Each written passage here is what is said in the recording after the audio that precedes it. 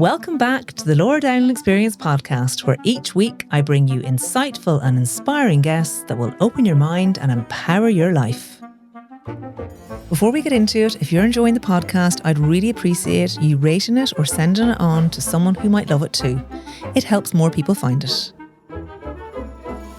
This episode is brought to you today by Shrooms Andropause for Men, the latest addition to the Fab U range.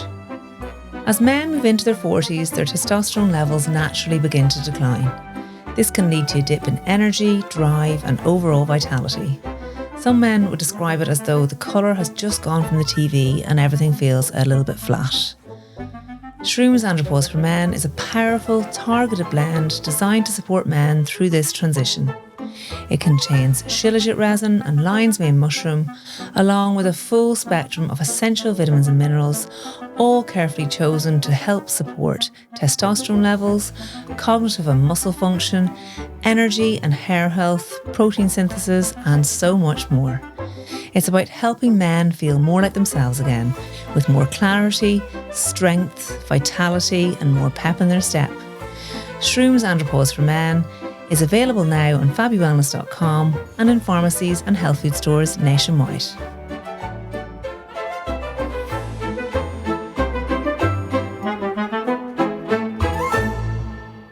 Bob, what a pleasure it is to have you on the pod. Hello, Laura, how are you? I'm great. Would you like to tell all the people listening what you do for a living? So, I am the lead of a program called the Success Stories Program. We run workshops that look at patriarchy and how patriarchal gender norms encourage things like emotional suppression and violence, sexual objectification, and their links to rape culture. So there's a lot in that. Yeah, there is. But, I'm also a student. I'm just finishing up a master's, plan to start a PhD in September, and I'm researching violence for both. So, yeah, violence is like my thing. And why? So, I feel that violence played a huge part in the formation of who I became. So, I have experience of the criminal justice system in that I spent years in prison. There were offences that were linked to violence, right? So it was like I committed robberies and stuff like that, but I hold my hands up. I was engaged in all sorts of violence, you know. I don't say that with any pride or ego. At one stage, there would have been ego and stuff attached to that. We can get into that around the masculinity stuff because I defined my masculinity by violence, and yeah, violence became a huge part of like protection for me from a young age. So that's why I'm so interested in it. I just want to help men to understand the way in which they relate to their masculinity, because I think patriarchy and patriarchal gender norms. So in the workshops that we do, when we ask men what is patriarchy, a lot of them don't know. They've never even heard about it. So it's about having that conversation and getting men to understand that the structure within which they've lived and they've formed their sense of self-identity has shaped that in ways that they didn't really understand or choose. Yeah. You know, the things they went on to do and the way they related to themselves and others, both men and women. So when we're talking about patriarchy is built on ideas of domination. We all have this notion that we need to dominate each other. And obviously women have been subjected to male domination and in a context of male supremacy we can go back over 2,000 years, but that's the context within which we're living. But yeah, men, they don't really understand how they have come to build their sense of self, their sense of self-identity, and their relationship with that masculinity. And you talk to grown men, or you talk to young men, teenagers, boys? We talk to everyone. Okay. So at the moment, I'm not sure I can talk about some of the stuff because there's young boys who we work with who would be really vulnerable, who I can't really openly talk about. We work with vulnerable youth. Okay. Work with men in the prisons, and we plan to roll this out to schools, to youth reach, the thing about the prison work is like when you run a workshop in a prison, you always get people who are sort of open to change. So it's obviously voluntary. So someone has to say, oh, I want to do that. Which means the people you're getting are the people who are already sort of open to it. The people we really need to get are the people who are not open to it. Okay. You know? Yeah. They're the ones who are really in their really rigid views and who will look at the stuff we do and be like, oh, you know, like feminist, and they have these like really strong misogynistic ideas and notions, you know. So they're the ones we need to get. So the hope is that we can collaborate with probation service and catch them. So if men are on post-release supervision for domestic violence, for sexual offences, that they can be ordered to take part in the programme. And and we can have the conversation. And look, I don't think that we're going to be able to change everyone, but it's about planting seeds and getting people thinking, you know. Is the reason why you do the programme twofold? Is it to rehabilitate offenders that have already committed crimes against females or violent acts in general, or is it to go in early before they do? Both, and not just violence against females. Sorry, actually, we did say that at the start. And it isn't just about male violence against females, because men are violent towards men as well. So this is a thing that we really need to highlight, right? Because of all the homicides that happen, 80% of them are men killing men. The majority of assaults that happen are men assaulting men. The majority of robberies that happen are men robbing men. So homicide, robbery and assault is the majority of the victims of those are men. Between a man and a woman, there's obviously an unequal power dynamic. So that obviously has to be factored in, because of the 20% of murders, there's a really strong unequal power dynamic, which obviously needs to be addressed. So I'm not saying violence against women is not an issue. Of course it is. But the problem is that when we say, oh, we need to stop violence against women, implicit in that is that somehow a man murdering, assaulting or robbing another man is better. And it misses so many nuances in that, right, so if we just go with this rigid view of like man, woman. So a man assaulting a woman is worse than a man assaulting a man. But what about if the man is really small? I can think off the top of my head, I can think of women who would be like big in frame, and I can think of men who are small in frame. And if I'm really honest, I know women who have beat up men. Again, I know that that's not the norm, but I'm just saying that when we understand man and woman in this really rigid way, that we miss that. What if the man is disabled? Is that more justifiable than a man assaulting a man? So the point is that violence can't be eradicated in like these siloed ways. We will never reduce violence against women by just trying to reduce violence against women. We need to understand. So this is where the patriarchy stuff comes in. So patriarchy encourages to define a sense of masculinity by aggression, by wealth and status, by homophobia, by a willingness to use violence. Also emotional disconnection is huge, right? So when we think of like, boys don't cry, we hear this from a really young age. If you cry, I'll give you something to cry for.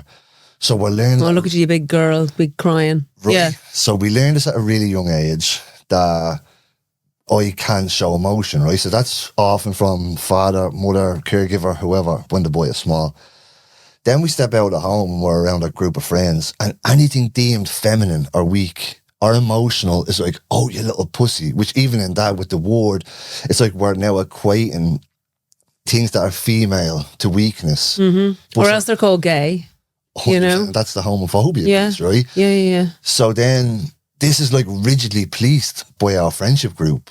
So if I act in any way that's emotional or feminine, I risk being socially excluded. And now this is really visceral, because for us as humans, instinctively, right, to be socially excluded is to die, to be away from the group. If you go back to how we evolved, this strikes really deep. So we learn boys can't cry, and now anything deemed feminine or weak is the risk social exclusion. So we go through life and we develop these like really rigid ways of defining our masculinity that encourage violence and encourage emotional suppression. So I had a conversation with a fella on the violence piece, and he was saying, I was a drug addict, but I was never violent. And I said, so you think that you never defined your sense of masculinity by a willingness to use violence? And he was like, no. I said, okay, tell me this, right? I said, you're sitting around a group of friends and they're all slagging you. Everyone is like picking on you, like slagging. I said, are you saying you didn't go, keep it up, right? Even if you didn't pick someone up and say, keep it up, you don't actually have to say, I will hit you with this. And you'll see this even like you see in the pubs, there's a group of lads and they'll go, keep it up. They posture. If they don't do that, they are completely emasculated. They have to be seen to be willing to use violence, no matter their size, no matter their stature. It's ingrained into a man's sense of self-identity. You know? That's mental, because I'm actually just thinking of, say, you're in a female group where maybe females are slagging each other or being a bit mean. Women wouldn't go, I'll fucking hit you if you keep going. Yeah. So I never actually thought of it like that. So is violence also evolutionary protective as well? Because we are violent and look what's happening in the world with wars and everything like that. Humans have been warring with humans since time memoriam, yeah? So is violence in our nature as a form of protection as well, and a form of us trying to get up that ladder, the social status ladder, going to another country, taking the land? Is it just a form of human nature that's quite impossible to eradicate? There's a woman, Angela Saini, and she writes about matriarchal societies. In a patriarchal society, when we're all trying to model dominance, violence is the currency which we use to dominate each other, whether that's explicit like violence or it's the threat of violence. And just to go back to what I was saying there a second ago, because it's like when you have the boys and they go through this process and they define their masculinity by their willingness to use violence, that violence comes out in different ways. So now they learn young that they have to suppress their emotions, and then that comes out at some stage in some way. So we know what drives violence, right? There's loads of research around this, and suppression of emotions is one. Shame is huge. Structural violence is huge. So when people experience poverty, there's a shame associated with experiencing poverty. And shame is a core driver of violence, right? So there's a fella, James Gilligan, he's the former head of the Centre for the Study of Violence at Harvard. And he talks about how shame is like, it's such a powerful driver of violence. And he specifically links that to the poverty piece, but the core drivers of violence in the literature, there's like shame, isolation, exposure to violence, and an inability to meet one's economic needs. So poverty is huge. But in terms of what you're saying around violence just being part of life, that's the framework through which we've been programmed to think. Angela Saini, she's shown that when we live in a matriarchal society, in one where domination is not the main currency which we use to get around and get on top, violence is hugely reduced. I think that idea of domination, right? So men have historically dominated women, right? So we can go back to ancient Greece and the story of Pandora. And so women were an afterthought. There was men existed in the world, and then Pandora was created as a distraction for men. Men were the rational thinkers. And then Pandora was created as a sex object to distract the men from the rational thinking, you know. This fed down into the story of Adam and Eve. So Adam lived, and then Eve was created from his rib. So again, women were an afterthought to men. So that's Christianity. And then you see, like, so when we were doing the Success Stories program, there was a lad, and this is a common thing that men think. He said, oh, but men are just like better than women. He's like, men have invented nearly everything. And I was like, okay, now let's unpack that, right? So I told him about this story. There's a woman, she was the last pagan female philosopher. Hypatia of Alexandria, her name was, right? So there was this woman, I'm not going to quote a year, but it was a long time ago, right? Like 400, the year 400 or thereabouts. She's a female philosopher trying to do what men do, right? So this fella, Cyril of Alexandria, takes a group of men, goes to the college, strips her naked, drags her through the street, and skinned her alive and set her on fire. That man is now Saint Cyril of Alexandria. He's a Christian saint, right? You can Google that, right? So I told him this story, right? And I said, up until the 1970s, women had to leave their job in the civil service once they were married. Until the year 1990, it was legal to rape your wife in this country. It was legal. Yeah. It became illegal to rape your wife in 1990. Yeah. So I'm saying, now in that context, right, do you think that we had an equal playing field? Which, of course, we didn't, you know. In the matriarchal society that Lady Angela was commenting on, I know there have been matriarchal societies throughout the years. I'm not sure there's any that exist now. But what was the main driver there? And how come matriarchal societies haven't flourished? So they haven't flourished because men have the desire to dominate. So this gets into what I was saying. We have this stuff around ancient Greece and then Adam and Eve. And then we have the Enlightenment and Descartes. I've heard him. Anyway, so he said, I think, therefore I am. Oh, yeah. This fella Descartes, he says, I think, therefore I am. So it's like the ultimate thing that you can be as a human being is a rational thinker. My ability to think is what makes me the most evolved person. And now they said that the most rational thinkers are men, right? So it's like that story, that misogyny that was created back then, it's trickled down all the way to this point. Not just men, white Western men. And then below them are females. Females are more emotional. And now below females is anyone that doesn't have white skin. They are closer to animals. So this is like the creation of the hierarchies.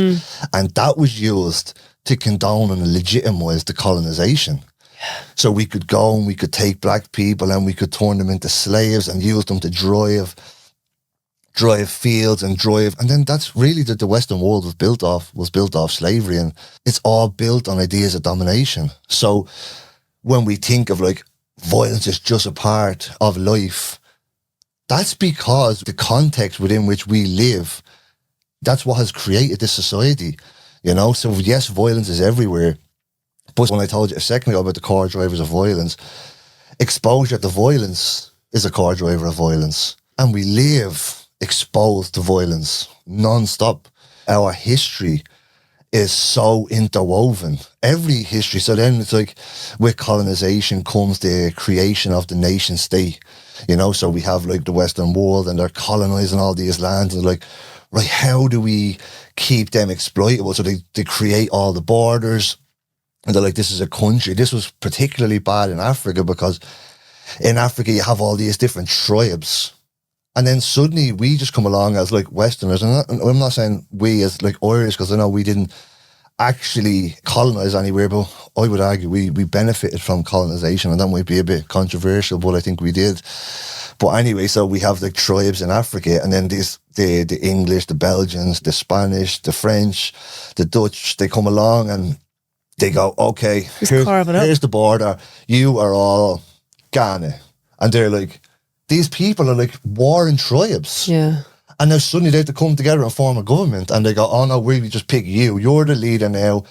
And that has turned into like imperialism and used to just completely exploit all their land and their resources. That's the world we live in. It's literally been created through violence, you know? So it's very hard to imagine another world, but it is possible. In Kurdistan, Rojavr, it's a non-state, but a state. So it's like a piece of land where the Kurdish people have created a matriarchal society, you know, where women take an equal role in defending their territory.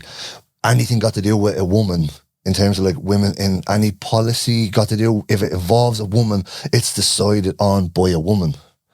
And the levels of violence within that area is drastically different to all the rest. And what's funny about that is like we have these notions of, especially now, all this far right stuff, and I don't even really like using that phrase either, but of like Muslims and people over in that region as being like more like primitive, and it goes back to your man Descartes, to like the dehumanization. When actually, like, here's this piece of land and these people who are Muslim and they are living a very different way, a way that we can really only dream of in the West, you know. Some people would argue that women in Muslim societies aren't treated as equal. You know, they have to cover up and all that. But then other people say, oh, the women want to do that, but do they want to do that? Or is that just because if they don't do that, they'll be shunned? So there's so many nuances to this conversation as well. 100%. Completely agree with you. And I'm not saying that that region is the most progressive for women by any means.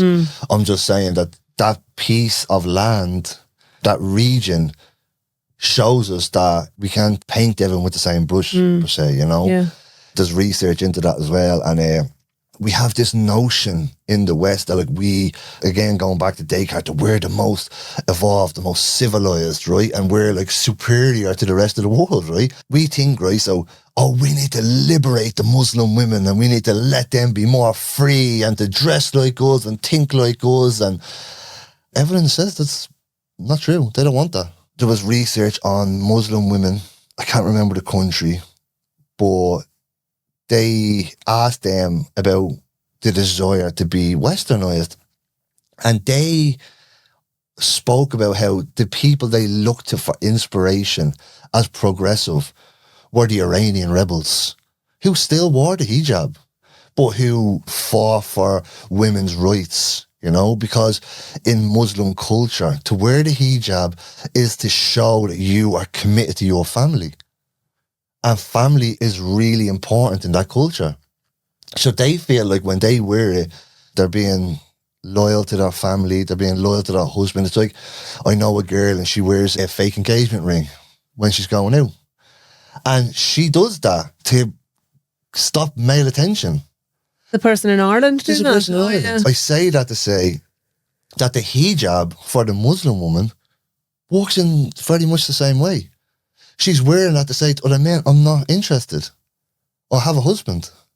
Do you know? And that's some, I know that it's particularly in like Afghanistan and stuff where things are very bad for women. But we can't make generalizations about a whole religion and a whole region like that. You know? When we don't know anything really about them other than what our perception might be of them, is that right? Yeah. And we have ideas that they need to be more like us, you know, which is maybe that's not what they want. Maybe they don't need to be more like us either if we're bunch of violent savages. Yeah. So tell me then about how we go about changing the narrative when it comes to violence, when it comes to men, when it comes to our boys. Because I do feel that we're seeing more and more violence nowadays, and you hear about it all the time. You don't open the newspaper, but there's another rape or assault on a woman or a murder or awfulness within families even, okay? And then you open your phone and it's violence all over the world, wars, whatever. We're seeing it all the time, more and more and more as well. And is that having an effect on young people? Are they seeing it more, therefore they think that it's just totally normal? Is it being normalised through social media as well? What I'm thinking of is all this Andrew Tate stuff. And I'm thinking that people go, oh yeah, the rise of all the misogyny. What I think about that is misogyny has always existed. It's just becoming more overtly expressed. I think that women are becoming more aware of the way men speak about women. Violence against women seems to be increasing. Maybe it's just being reported more. But our response to it is definitely not working. I would say that much because of the fact that it's so ubiquitous, right? But in terms of the misogyny, as a man, I know the way men speak about women when no women are around. And men getting comfortable when I say this. So are you saying all men, as in from, say, teenagers up? Yeah. I would say the majority. I'll tell you a story, right? So I Love an story. I'm going to sit up. So Going to get me more comfortable. I was talking at an event and a fella said to me, he was like, oh, I want to meet up with you for a coffee and I reckon we can do some stuff. And I said, okay. This man was really like well-to-do, you know. He would be successful, you know. Very different to me in terms of our upbringing and where we come from. And I said, okay. So we met for a coffee and now we're sitting down at the table. And it's just this sort of awkward feeling. We come from very different worlds, right? So he looks around and he says, oh, how do you contain yourself around here? And I'm like, wait, what? And I just realised that regardless of where you're from or what your circumstances are, the one thing that men think they can always connect on is the misogyny, is the sexual objectification of women. Why, were you in a place where there was young women there was a lot of women around. It was nearly all women. Okay. Yeah. And he was like, like the awkwardness, and that was where he went with it. Okay. So what did you say to that? To be honest, I was just like, okay, I know, right? So women watching this will be like, oh, you need to call it out. Because that's what they say, in order for misogyny to decrease, that when there's an awful joke or people are talking about grabbing a woman by the pussy or whatever it is, that it takes another man in that group to stand up and go, actually, that's not right. Because otherwise it's just being perpetuated, yeah? 100%. And I understand the logic, right? And just what I will say is that if I was to do that, right, I'm going to be a militant, right? Because it happens non-stop. Really? Really, like, that's, right, so this is another example that I usually give. A few lads go for a bite to eat, and we're sitting down, the girl comes over, she's a waiter. The first thing someone in that group will say when she walks away is like, would you fuck her? She's like reduced down to nothing more than a vagina in that moment. That's just the way it is, So the sexual objectification is very real. So when we're talking about Andrew Tate and all this, the rise of all that misogyny, it's always been there. It's just that it's becoming more overtly expressed and people are saying it out loud on social media and women are hearing it. Now they're just hearing the way men speak about them when they're not around. From my experience anyway, that's what it is, So what do we do about that? So that comes back to what I'm doing with the success story stuff in terms of a lot of the stuff I hear on social media around men talking about misogyny and violence against women, they're talking men just need to talk. And I'm like, okay, you're missing the biggest piece of the puzzle here because men need to talk, but you're missing the way in which we learn this stuff, So if we keep on going, boy, men just need to talk, but women, right, so this is going to be controversial. I'm going to say it, right? I think there's a part in this for women, and I'm not responsibilizing women for the harm they suffer here, right? But just hear me out, okay? That's fine. I'm here to listen. So what women want from men can be very confusing nowadays. So women want a man who is emotionally intelligent. But, oh, Jesus, don't be too emotional. They want a man who needs her, but don't be needy. They want a man who can take control, but don't be controlling. It can be very confusing. So it's hard to navigate that as a man. So I understand then when men go, what is it that I'm supposed to do? Because this is just confusing. And when you have people like Andrew Tate, who are saying, you just need to take control, you need to be the man, you need to be the dominator. It's like, okay, that worked for my father, that worked for my grandfather. And at least I know how to do that. So it becomes attractive because it's this version of manhood that's accessible and that at least I know I'm doing it right when I do it. Whereas the alternative is just confusing and I don't really know. And it's like, now I become a man who's willing to express emotion. And I say all this as someone, I run this program and I do try my best to model expressing emotion and stuff, but it can be difficult, right? But the thing is that if I cry in front of a partner, she can often get uncomfortable. A lot of women are not ready for a man's emotions, they're not ready to accept that because women also expect a man to be a certain way. So as long as that remains the case, it's not just a man problem. And we can say, oh, men just need to talk. It's missing so much. It's missing how we come to be like that. If men do start talking, it's not stopping the next generation. So what we do with success stories is we get men to define what's most important to them. And then we talk about... What do they usually say is the most important thing to them? It's usually family and it's usually people. So we get them to split it up into we get them to make a list of the most important goals and then the most important people. And then we get them to strike things off the list until they're left with a certain number of them.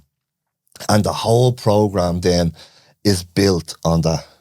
So then we look at the definition of success. So like I said, we're defining our masculinity by status and wealth, by athleticism. Money by having money, by being able to fight, you know. And in that, it's like the athleticism. So you don't have to be fighting on the streets. If he's like into kickboxing or he's into boxing, you know, we're like, oh, he's like tough, he's strong, you know. And also in that is like, what I usually say in the group is like, if he goes over and punches him in the face, we think he's hard. And I'm like, yeah. And I'm like, all right. But what about if I tell you exposure to violence is a core driver of violence?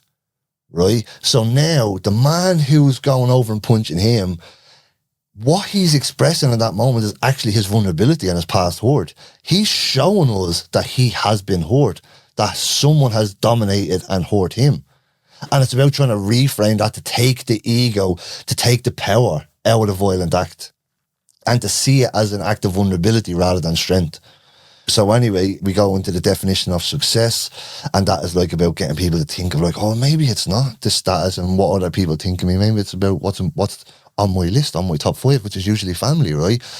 And then we talk about masculinity, and we talk about patriarchy. We do like cost benefit analysis, and it's like, so when we act violently and we suppress our emotions, what do we gain? And it's like, oh, well, people respect me, and I get an adrenaline rush and things like that. And then we go, and what does it cost me? And it's like relationships, prison. You know, it can cost you your life. We know the suppression of emotion is a core reason why male suicide rates are so high. You know, because men, they don't ask for help. They're suffering in silence for a long time. So it's like it loses their life. And then we talk about patriarchy, what patriarchy is, and how I describe that. So we can talk about the social structure and domination, but usually the way I describe it is, so we think about toxic masculinity. That's like defining your masculinity by a willingness to use violence, by emotional suppression, homophobia, status and wealth, all the things we've already talked about. So we say, when we model that as individuals, that's toxic masculinity. When the society we live in encourages that, so like that's what you were talking about with the war and stuff. We live in a society that encourages domination, that encourages us to build up our ego through status and wealth, that encourages emotional suppression. So we think of like all the phrases like, oh, man up, but the society that we live in encourages us. So that's patriarchy. So you said there a little while ago that if a man goes over and decks another fella, he's actually shown vulnerability because he experienced violence himself. Mm-hmm. So someone that is inflicting violence upon someone else more than likely experience violence themselves if they're like continually being violent. Is that what you're saying? That is what the research says. Okay. So the research shows that perpetration of violence is very, very rarely someone's first interaction with violence.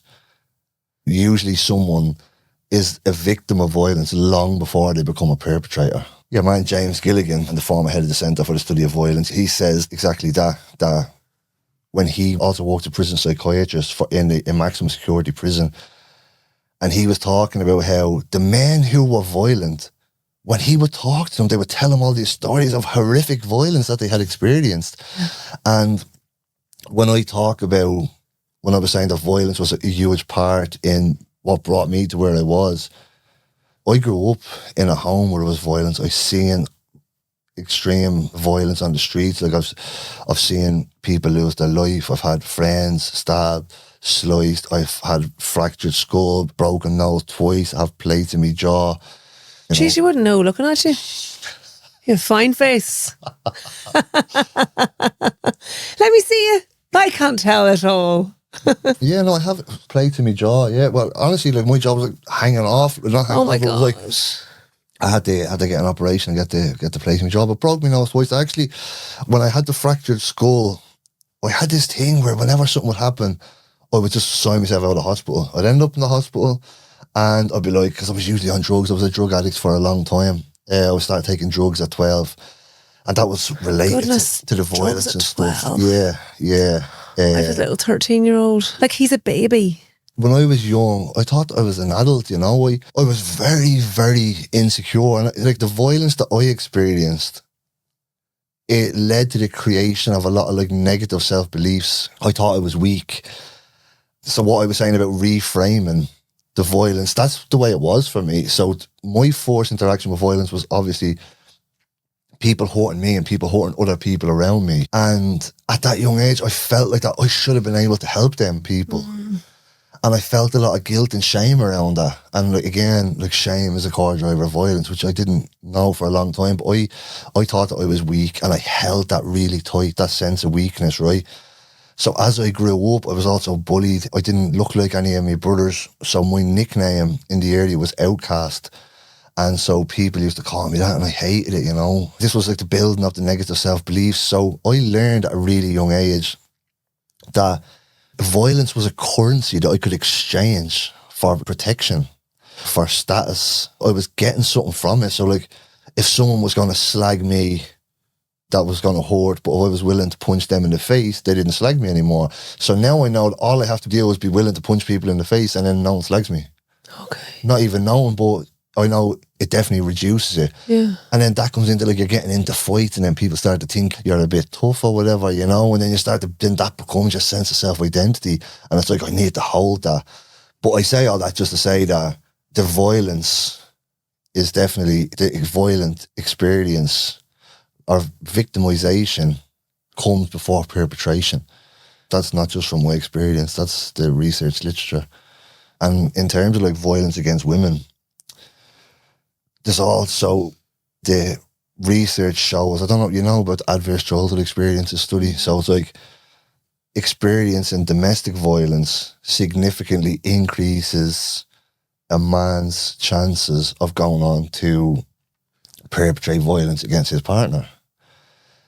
And is that domestic violence as in witnessing his father being violent against his mother, or just his father being violent against him? Any kind of domestic violence? No, that's specifically the father being violent against the mother. When young boys see that, their chances, and even though they might say, oh, I never want to be like me dad. I've read research papers where they were researching perpetrators of domestic violence, and they were like, men were saying, I always said I never wanted to be like me dad. But then he came home and say he was after losing his job. And she was like, oh, you're stupid. I can't believe you've done this. And then this is like the shame. And shame is like, it's intolerable, you know? And especially, so your man James Gilligan again, he says that when we have a lack of self-love, it comes into like neglect. When we're loved as a child, we build up this like sense of like self-love inside us. And when things get tough, we can like lean on that. But when we haven't had that jar almost of love inside us is so diminished. So shame becomes really like potent. And then we become more reactive, you know, and that's where like we become more likely to perpetrate violence. So the men who have had these experiences, they have these low cups, and that's obviously an analogy that I'm using. And then they come home and then he's saying, I'll never be like my dad. But then he gets into this situation where he's defined his sense of masculinity by being able to provide for his family. That's another big thing. These like traditional values, you know. And so he holds this sense of like what it is to be a man, and it's to provide for your family. And now he's lost his job. He feels like he's not the provider he's supposed to be. And his wife is like shaming him because she also believes this, and she's obviously scared now that he's lost his job, and she says something and he reacts. But he becomes a perpetrator of domestic violence in that moment, and then suddenly he's like, oh, what have I done?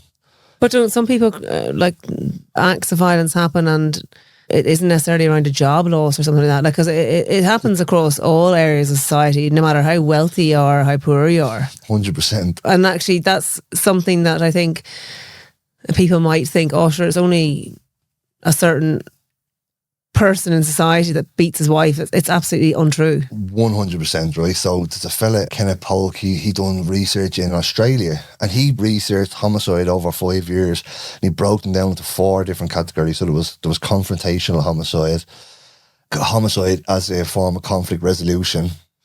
There was homicide in the course of another crime.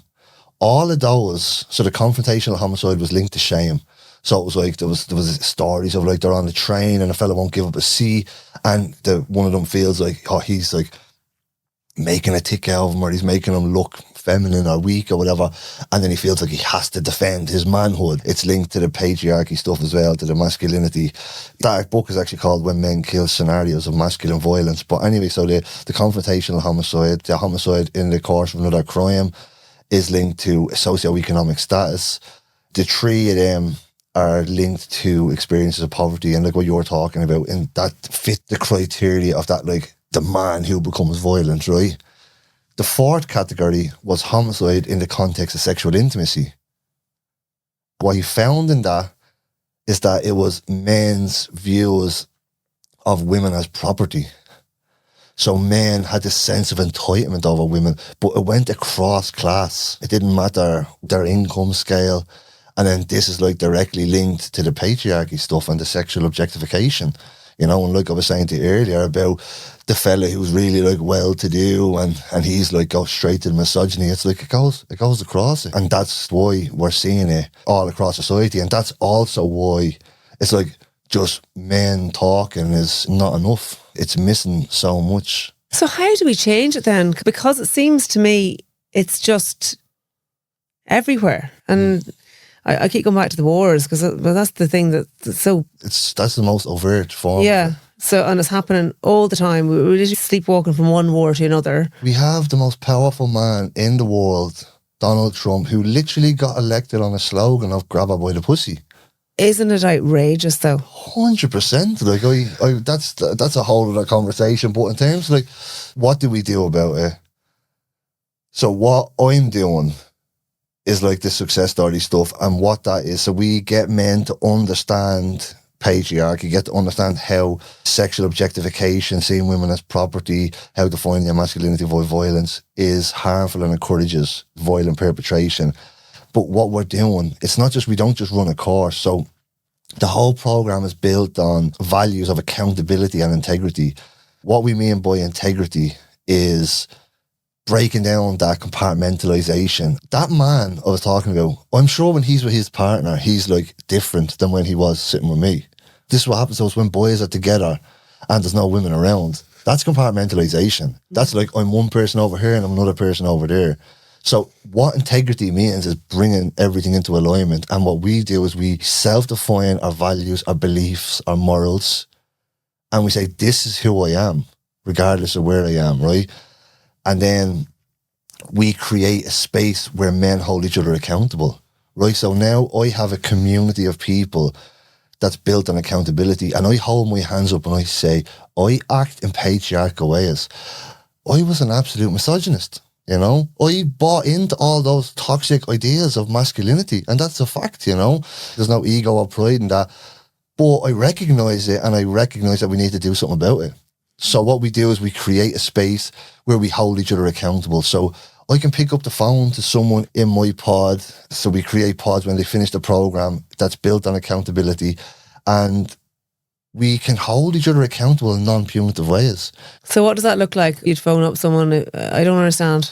Is it like an AA sponsor or something like that? It would be similar. We can have someone I can check in with, and I can be honest and say, this is what has happened, this is what I've done, this is what I've said, and they're not going to like shame me. And this is another thing that comes into like, it's almost like a fad now. The movement around masculinity is almost like it's trending. And it's all built on like, you see men and they're like, what's that thing that they say? It's not all men, but always a man. Oh, yeah. And men saying this, and I'm going to be completely honest, right? Because some of it bugs me, right? Because some of the people saying that, they're saying it from a place of safety, right? And like, first of all, it's shaming men. It's creating more of a hierarchy. So what they're saying is like, oh, I'm not like you. You know, I'm one of the good guys. When we know that shame is a core driver of violence. So first of all, you saying that is not going to help a man. You saying that as a man is not only not going to help a man, but not going to help the man who's actually likely to perpetrate violence. He's going to look at you and feel like that you're shaming him. So he's not going to relate to you. He's not going to listen to you. So straight away, you are just trying to align yourself with women because you feel like that's going to benefit you. It's not, and it's not going to benefit the women. It's not going to make the man who's perpetrating violence less likely. The reason why I say saying that from a place of safety is that often these are men who didn't grow up in violent circumstances. They never had to define a sense of masculinity by a willingness to use violence or by using violence. And the reason why this bothers me so much, I have had friends who were murdered, right? I grew up, I had friends who have overdosed, who have been murdered. I've had friends who have taken their own lives. And I grew up surrounded by violence. I grew up with all the people around me carrying knives. I have done that, hold my hands up, that's not good. And I've gone to prison and I understand and I do better now. But when I was doing that, people around me had been stabbed. I felt like I had to be violent in order to protect myself. So when you have men who haven't had them experiences and they're like, not all men, but always a man. And it's like, okay, but step into my shoes, step into his shoes for a minute and try to understand them, because what you're doing is not helping. It's not helping at all. So that's the difference. What we do in success stories is it's non-punitive, non-judgmental. And I'm able to say to them, to men who are likely to commit crime, likely to become violent, say, I understand. I understand that you have defined your sense of masculinity by a willingness to use violence. I understand violence feels like something that you need to do in order to feel safe. But we can create a community here where you can break that down and you can understand it. You can talk to me and I'm not going to judge you. I'm not going to call you a pussy. I'm not going to say you're weak, and we can break down them walls, and together we can create a movement of men who challenge patriarchy by the way they show up every day. We don't need to go online and use these phrases. We need to show up for each other every day and build community. That's what people need. They need a community. And then you were saying that in these workshops, it's generally the men that will go to the workshop because they're kind of interested in it. So how do you encourage the men that think you're just a bunch of feminists or a bunch of pussies talking to each other? We get pushback in the program because these are ways that men have learned to understand themselves. So I had a fella on a program and he said, so you're saying, like, I can't protect my family? And I was like, when did I say that? Like, I didn't say that. And he's like, no, you're saying that, like, because I was saying about the way that we understand to be a man, to be the protector, to be the provider, provide, provision, protect. That's like what men generally understand masculinity to be, right? And he's like, you're saying I can't provide for my family. And I said, I'll protect my family. And I said, that's not what I'm saying. I said, if somebody hurt my family, would I go and defend them? Of course I would, right? I said, the difference is I'm not defining my sense of being a man by that. I said, so if you have a man who wouldn't go, who wouldn't fight or show up or do whatever he had to do to defend his family, that doesn't make him less of a man. Do you know? So it's not about whether you protect your family or not. It's about how you define your masculinity. The providing and the protecting, whilst you can do that, that's not what makes you a man. Do you know? And it's about recreating what a man is. And a man is... To be a man is to show up, to be integrated, to be congruent, you know, to use Carl Rogers' word. You know what congruence means? No, explain that. So this is Carl Rogers' definition. Experience, awareness, communication. So it's like I have an experience, I'm aware of what I'm experiencing, and then I'm able to communicate what I'm aware of. It's self-awareness, you know, but when I have learned from a young age that boys don't cry and that anything feminine is weak, I disconnect from that. So I'm not even aware of it anymore. So now I have this experience and it might make me sad, it might make me jealous, it might make me upset. But you ask me, how are you feeling? And I'm like, angry. Because angry and happy are the only things that are acceptable for men to express. And this goes into like the love stuff, because also like, so if I'm so emotionally disconnected, I can't actually express or receive love in a genuine way. And there's Bell Hooks talked about this, and she says about how when she talked to women said that they didn't feel loved by their partner. And that's not to say that the man didn't love them. I can say to my partner, oh, I love you. But it doesn't mean that she feels loved in the way she needs to feel it. So it's like, what is intimacy? So the way I understand intimacy is into me you see. Now, if I can't even accept parts of me because I feel like I have to run from them, like I said, sad, jealousy, weakness, fear, I can't accept them. So I can't connect to them, right? So how can I let you see into me if I'm not willing to even see into me? So now intimacy is out of the question, and we've no way to actually connect on that real, genuine level. And you mean emotional intimacy rather than physical intimacy here? Yeah, emotional, yeah. Okay. Yeah. Can I ask you what happened in your life to make you go on this journey of putting violence to one side and deciding that you wanted to take this direction? Was there a moment that you were like, I need to just change? It sounds to me that you've done a lot of work on yourself. Was it therapy? Was it reading? What happened in your life to make you go, okay, so violence, you wanted to learn more about why you were violent maybe, or I find it interesting because it's clear that you've done loads and loads of research on this topic, but then also work on yourself to have come from such a violent background and upbringing, I suppose, and violence being surrounding you, and then also being in prison for 10 years. Yeah. So how I got to this place is, well, like I said, I was a drug addict. I was involved in all sorts of madness, and I had been suicidal since I was a child. I used to have these, like, whenever there would be violence in the house, and I'd be like banging my head off the wall, and I'd be like, I just want to die.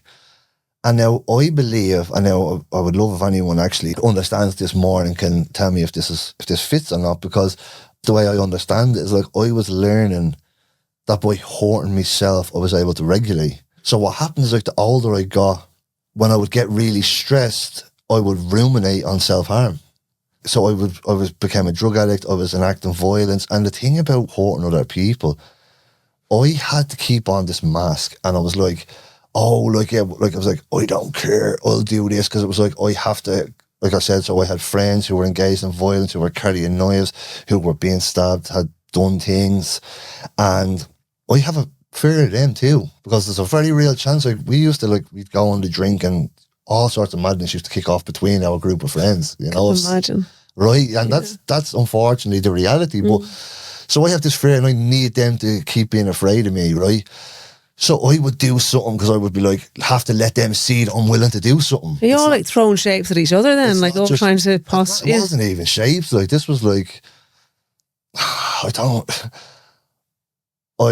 you a funny story. Maybe you won't find it funny, right? But try me. Okay, so I had this friend, and his ma used to sell vodka, and so we're all in my friend's house. And what do you mean sell vodka? Did she make it? No. She used to sell everything. She was a wheeler and dealer. She's a nice woman, but she used to sell smokes and vodka and everything, right? So anyway, we're in his house, and he walks in with a bottle of vodka, and he's like, he was like, come on, we going to drink, and now I didn't even really want to drink, yeah. And I was like, no. And I was like, I had no money. I says, right, Ash and actually give me one on tick.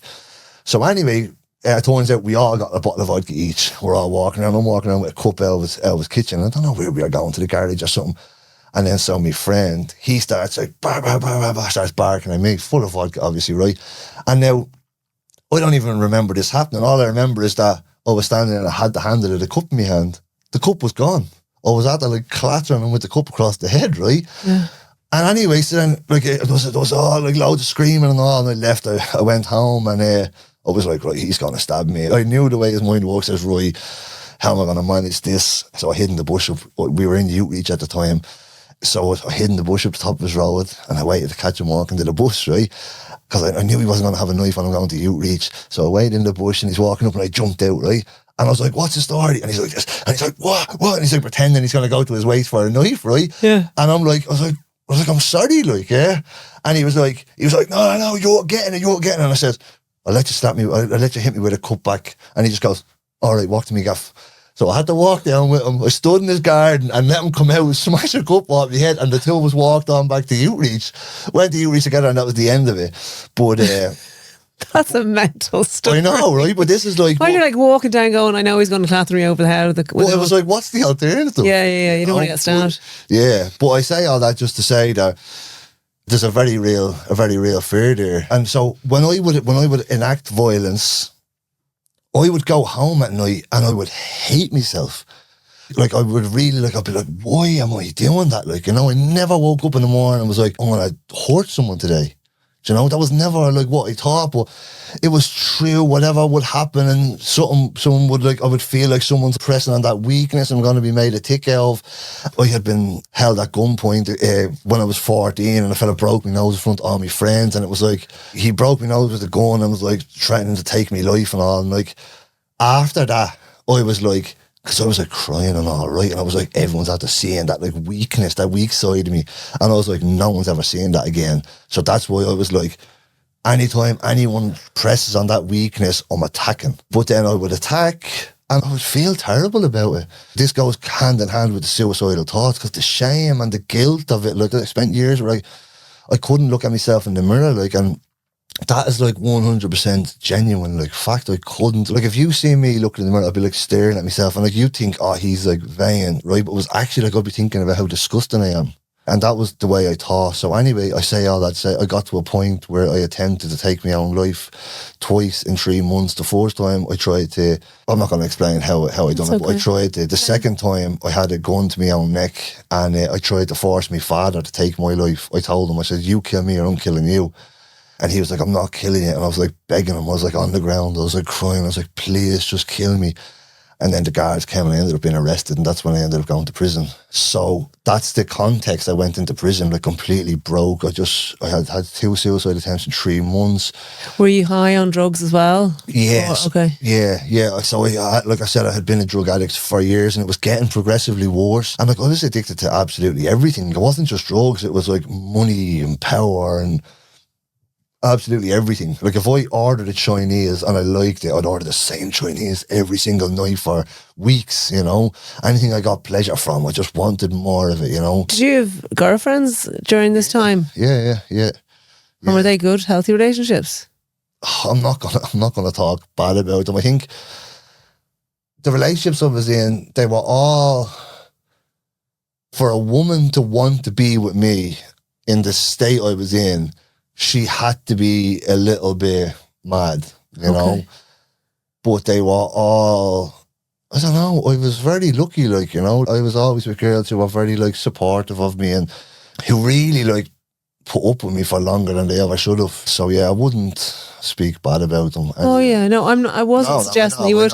It was more that I was asking, were you in romantic relationships during this time, and how were they? My sense of self-worth was tied into, so when I was young, like I said, people used to call me outcast. I was always told I was ugly, right? Every like group of friends, everyone, like, this used to be like the thing that people used to say. And it's like, if I was with you and you said, oh, you're ugly, I'd be like, all right, well, that's just her opinion.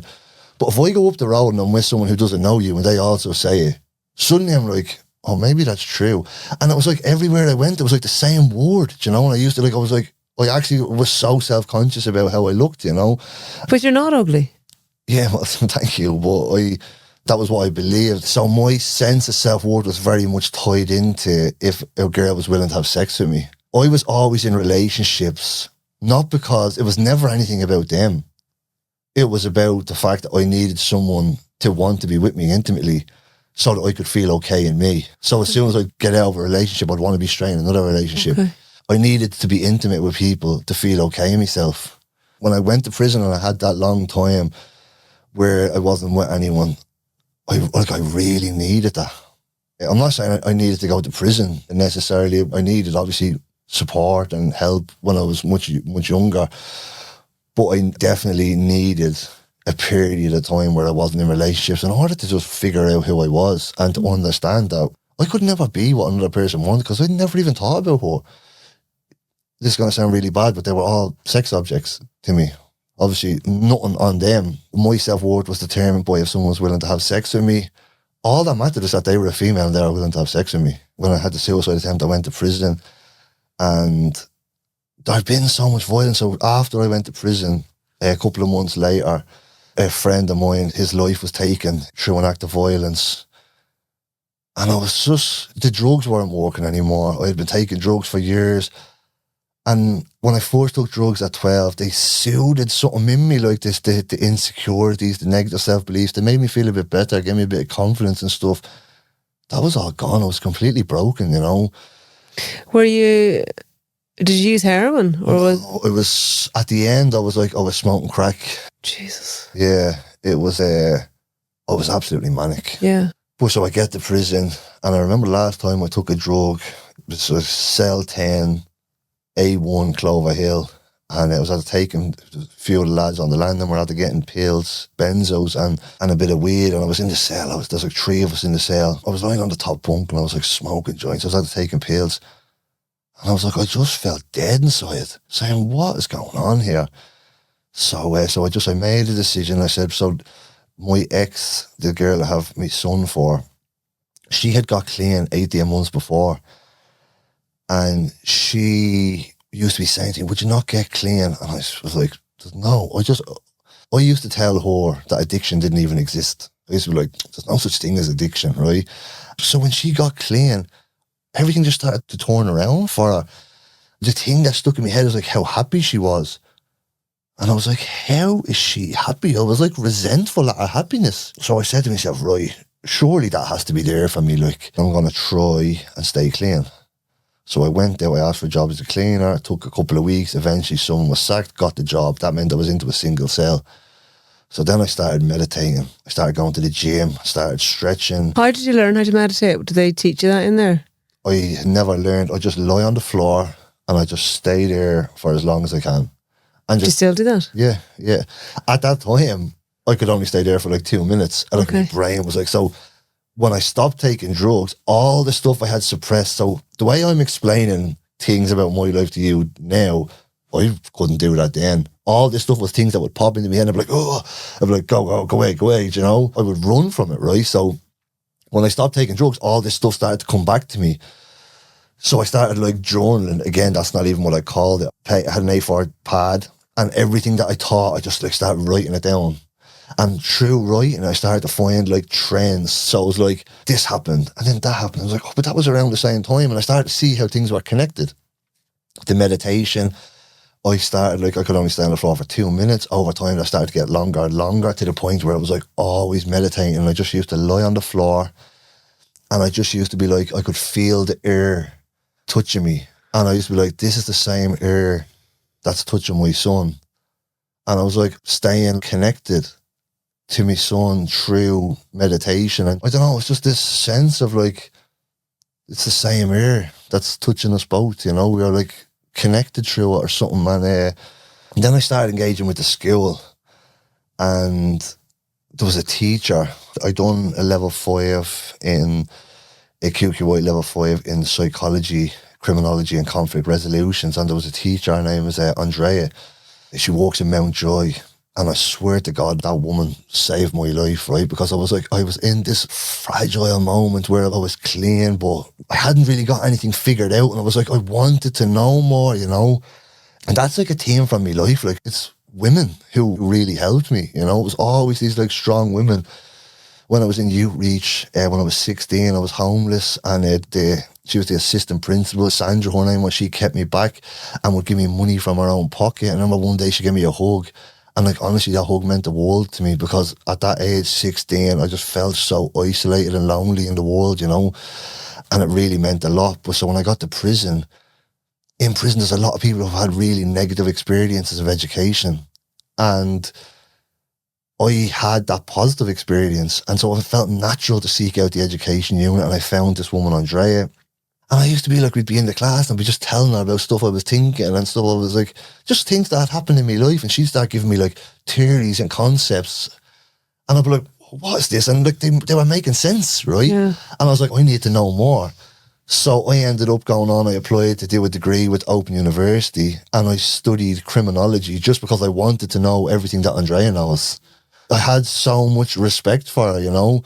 Isn't it interesting sometimes when it comes to people and a life-turning event or changing event or something that changed, it's usually a teacher or a person that showed them something different that they'd never seen before, or it's interesting, isn't it? Yeah, so on the trauma stuff, the evidence actually shows that it's not what happens to us, it's the person's relational health at the time that is the determining factor if there will be long-term consequences. So if you have supportive a network around you, the impact of that trauma will be much less. So it's like, it comes back to the whole connection piece. Like, but Andrea, she started giving me the theories, concepts, and then I wanted to know more. And then I went on and started studying for a degree while I was in prison in criminology. And at this point, so in 2020, I got a journal, 2 journals sent up so I had a page for every day of the year. In one, I wrote every single thing I ate, down to the sugar in my tea, and then every rep I done in the gym. So when I was doing back, I'd do pull-ups and I'd track me pull-up weight. So I was tracking me weight, me reps, and me food. In the other one, every single night when I banged the door out at 7 o'clock, I'd write down whatever happened in my day. So over the course of that year, I started to notice how like the things I ate affected me thinking, how the way I was thinking affected me sleep, how me sleep was affecting me training. And then so I developed such a rigid routine around me food, and I'm still like that now. Like, I make sure I get 200 grams of protein. I drink 2 litres of water as soon as I wake up. I train every day. I started to realise that like getting a good night's sleep, eating clean, stretching, meditating, how have I done them things every single day? My physiological makeup was like different. I felt different. I acted different. I responded to things differently. And then so now I'm like able to be regulated. And then so I'm doing the degree, and I stopped watching telly. Now in prison, people get lost in telly. Like, you have 18 hours a day in the cell with nothing to do. Telly's like what people do, right? I didn't watch telly. I just was getting books. I was so lucky. There was a librarian in Mountjoy, and like every time I'd read a book, if there was a part of the book that I found particularly interesting and they referenced someone, I'd like write down that book and I'd like order it. So every time the librarian came in, there was like a stack of books for me. And so I just had like bookshelves in my cell. And I was just like going through book after book after book. And then this was like aside from me college stuff. So I became fascinated with understanding violence. So I had done a program in Mountjoy called the Alternative to Violence Project. And there was a concept in that. It's like transforming power. And what they're talking about is like, yes, there are things that happen in our lives that shape us. Like we talked about the structures. But we always have an element of autonomy and agency in how we respond. So it's like, by doing the stuff I was doing, by being regulated, I was able to take back some of that power. So I done that course. It's like, I need to know more about violence. So I just was reading everything I could find on violence, trauma, capitalism, addiction. And and then so I done the degree. And then, I don't know, do you know Lynn Rowan, Senator Lynn Rowan? Yeah. So she came in and done the Theatre of the Oppressed. And we created a play of our own experiences. So me and a number of other prisoners went in, we talked about our lives, and then we created a play that we brought in politicians and members of the Garda, the Prison Officers Union, TUSLA. So there was all these different stakeholders. We brought them in. They were actually locked in a cell with us in the basement of Mountjoy, and we were reenacting scenes of violence from our own lives. And the thing about the Theatre of the Oppressed is it's like, so you do the scene once, and they get to watch it. Then they would do it again. But they have to tag in and try to stop the oppression. Now, the scenes that I done, there was 3. One, it started off violence in the home. Then there was violence at the hands of the guards. And then the third one was a search in the prison, like a prison officer searching your cell. And that was like around, like, you have like pictures of your kids and stuff, and people are going rooting through. And I understand people are like, oh, you committed a crime, that's what you pay. But it doesn't help people to become people who don't go on to hurt more people. Are you strip searched as well? You're strip searched, but you put a towel around you, like when you take your yoke off. And then, do you want me to tell you how that works? Yeah, of course. So every time you come in or out of prison, you have to be searched. But like, so you strip, you put a towel around, and there's a thing called the boss chair. So you sit on it, it's like a metal detector, you sit on it, and it checks if you have any metal inside your phones, implements. Anyway, so we had all the stakeholders, we acted out the scene, and then they had to tag in and stop it. You have to like tag in as a character. So it was about them getting to understand how hard it is. So there's often like, when people are experiencing violence like that, like I said to you, like when I seen the violence as a child, I held on to these beliefs that I was weak. But when you see it, when you reenact it like that through theatre, what I realised was like, I was a child. There was nothing I could do. And often for people watching in, the stakeholders, like, sometimes there is no solution. sometimes what happened is just like what happened, and it becomes very hard, you know, in the moment. So when you say the person tags in and tries to stop the violence, it's like they're acting in the act with you, and you're showing them how difficult it is to stop this. We're just showing them what happened, and we're saying, okay, how would you have stopped it? Okay. Do you know? And Yeah. it's about, so people would often tag in, they'd be like, say they try to be the father, and they go, oh no, next time. I go, so that's magic. So when you tag in, you have to stay in the character. You can't just morph the character into someone else. You have to, as the character, figure out another way. Okay. And then if someone goes to tag in, be like, no, you should do this. And then say, okay, but how about the fact that that man grew up and was sexually abused in an industrial school? And that formed his sense of self-identity. And now his sense of masculinity and identity is so tied into violence. So how can you fix that in the moment, in the scene? Well, you can't. It just helps people to see how a lot of the issues that people are experiencing are like systemic and structural. You know, they can't be fixed in the moment. So the solutions to violence are systemic and structural. And again, like shaming men is not the answer, you know. And we see that in reoffending rates. Since 2012, over 60% of people have reoffended within 3 years. So like the majority of people reoffend. The majority of people get worse in prison. Like prison doesn't help people. It doesn't make us safer. It makes us less safe. But so anyway, so Lynn came in, we done the Theatre of the Oppressed, and at this point I'm like researching violence, I'm really trying to understand it. And then the IPS, the Irish Prison Service, had wrote to me and said that I was deemed a threat to the public, that I wasn't getting anything. I was doing my sentence to the day in Mountjoy. So when we done the play, the Director General of the Irish Prison Service was there, and I said, like, psychology I've signed off on me, addiction I've signed off on me, I've done all this work on myself, give me a chance, like. And she said, okay, we'll give you a chance. And so they gave me a chance, they let me go to the open prison. And then I kept linked in with Lynn, and I had heard Lynn on a podcast then, and she was talking about Angela Davis, who's obviously a feminist, a black feminist and activist, abolitionist. So I started reading around Angela Davis, and that brought me into like reading about feminism. And I started to read around misogyny, and then I started to read about like bell hooks and how she was centering patriarchy in the conversation about violence, which was something that was completely missing from all the other stuff that I had been reading. And I was like, I need to know more about this. So this is coming to the end of my sentence. And there's a woman, Sheila Connolly, she's the Cork Alliance. Again, this is like the strong women who I just came in contact with, right? So I was talking to Sheila, and she was like, what are you going to do when you get out? I was like, I don't know. I knew I was going to be homeless, right? And I was like, I don't know. I have no plan. And she was like, why don't you come to Cork and do a master's in UCC? And I was like, okay. So it was just like that. And then suddenly she got the lecturer who's over the master's course to ring me. So I was telling her about reading feminism and how I found this amazing, right, about the patriarchy stuff. And she was like, look up this documentary on YouTube called The Feminist on Cell Block Y. So I looked up this documentary, watched it, and it's all around men in prison talking to other men about the harms of patriarchy and how it contributes to violence. And I was like, I need to do something about that. So the AVP, they put me forward for a thing called the Community Changemakers Program, which is run by AINTIS, they're an adult education network. Do you know them? Yeah. They run a program in the summer. So this is like a couple of months before I get out, right before I start in UCC. So I go to that and you have to have a project. So I was like, I'm starting one of them programs, the patriarchy programs for men. I want to have these conversations with other men in prison about harm and about patriarchy. So I do the program, develop a workshop, and I'm like, what I know about this is so limited to the things I've just read. So I started looking for other people to critique it. I send it to Lynn. So I find this page on Instagram called @PrisonFeminism.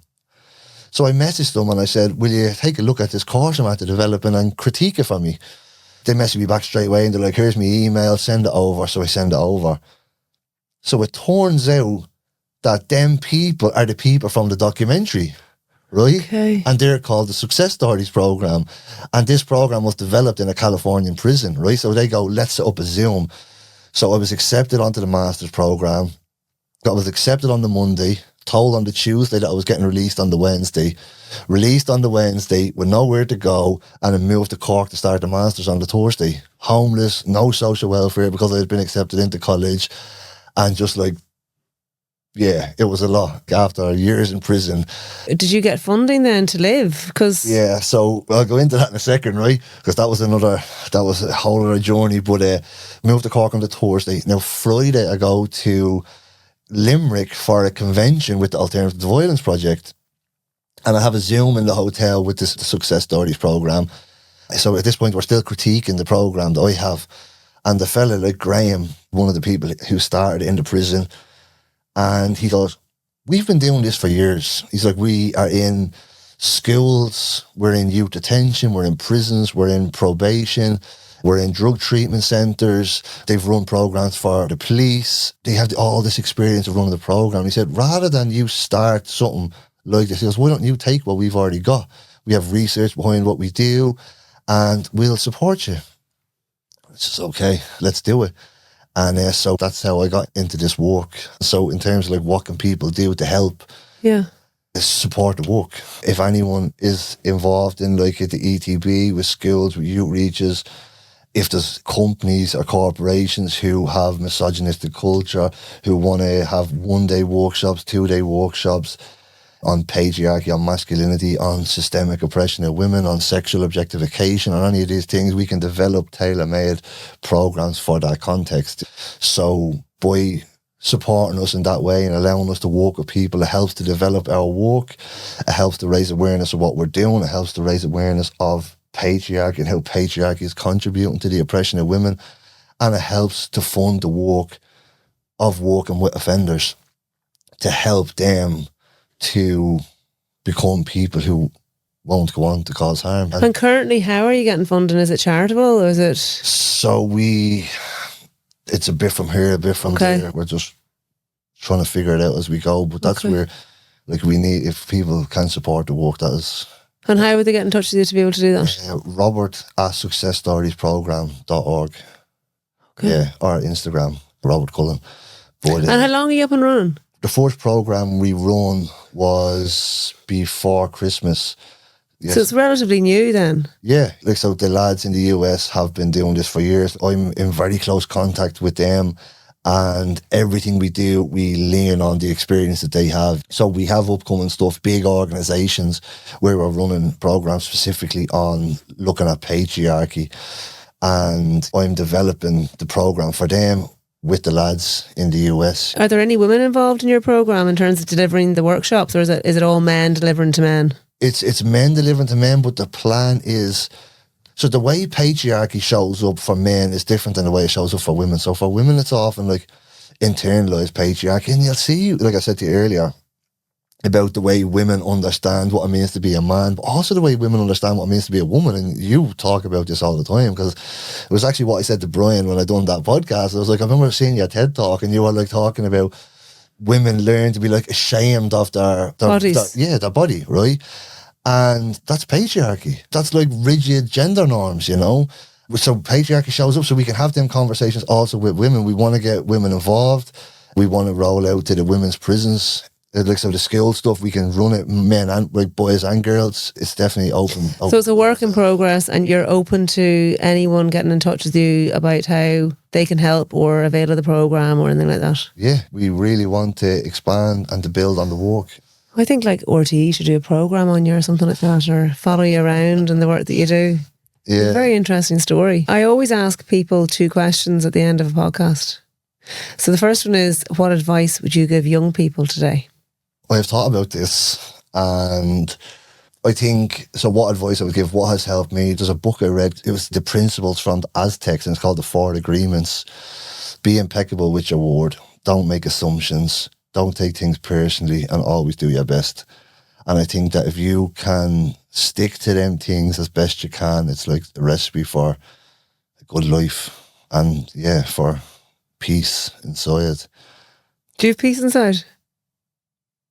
I still have a lot of guilt and shame, if I'm honest, about stuff I've done. I feel like that I've had psychologists say to me, oh, you need to let that go.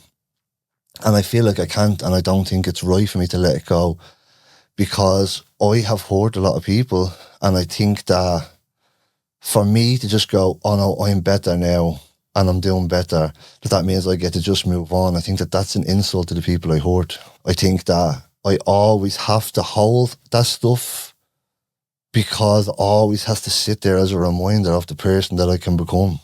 You know, no matter how much I change, no matter how much work I do, that's always a part of me.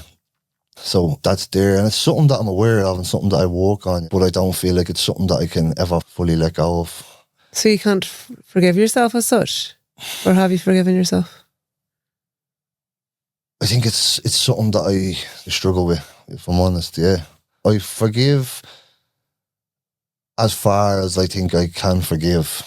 The forgiveness is not just for me. I think it's for other people. Like when I was in prison, I tried to do restorative justice and stuff in terms of like sit down with people. And that was just with the people who I had been convicted of stuff. There's all sorts of other people. But even that, you know, the robberies that I went to prison for when I was in that addiction, I still feel bad about that. And the worst thing for me getting out was the thought that I could bump into some of them in the shopping centre or whatever, and they'd look at me and they'd be like, oh my God, there he is, and think that there's some sort of animosity, you know, when really I'm deeply, deeply ashamed of them things, you know. And if anybody is listening to this that I have hurt, I would just say that I am genuinely sorry, and I would love a chance to make amends and to apologise by phone, face to face, whatever. But I would love to make amends, yeah, whatever that looks like. God, I think it's sad that you're doing so much work and you've done so much work on yourself, and you're obviously really trying to help society, but that ultimately you find it difficult to forgive yourself.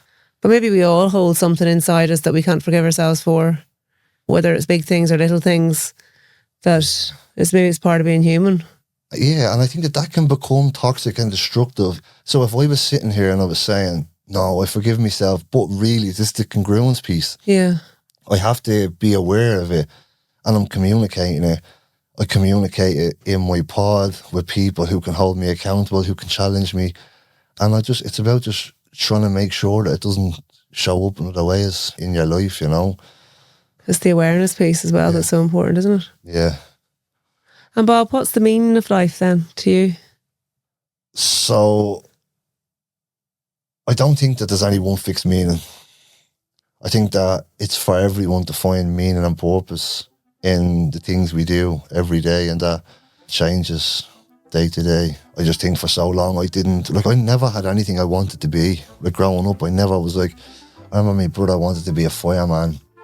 I never wanted to be anything, and if I'm honest, I always walked off the assumption that I was going to die young. And I don't think that's just because I had friends who were dying young. I don't know where it came from. Maybe it was like part of the self-harming thoughts, but I never thought I was going to grow old. But I struggled to find meaning and purpose in my life, you know, and drugs served that. So I think that when we're talking about the meaning of life, yeah, it's just about finding things to make meaning every day. And for me now, it's about giving back, about trying to do something productive, trying to learn how to love and how to be loved, because I think that that's something that I really struggle with, and just grow and just enjoy the experience of living, I suppose.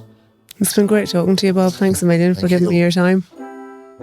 This episode is brought to you today by Shrooms Andropause for Men, the latest addition to the Fab U range. As men move into their 40s, their testosterone levels naturally begin to decline. This can lead to a dip in energy, drive, and overall vitality. Some men would describe it as though the colour has just gone from the TV and everything feels a little bit flat. Shrooms Andropause for Men is a powerful, targeted blend designed to support men through this transition. It contains shilajit resin and lion's mane mushroom, along with a full spectrum of essential vitamins and minerals, all carefully chosen to help support testosterone levels, cognitive and muscle function, energy and hair health, protein synthesis, and so much more. It's about helping men feel more like themselves again, with more clarity, strength, vitality, and more pep in their step. Shrooms Andropause for Men is available now on fabulwellness.com and in pharmacies and health food stores nationwide.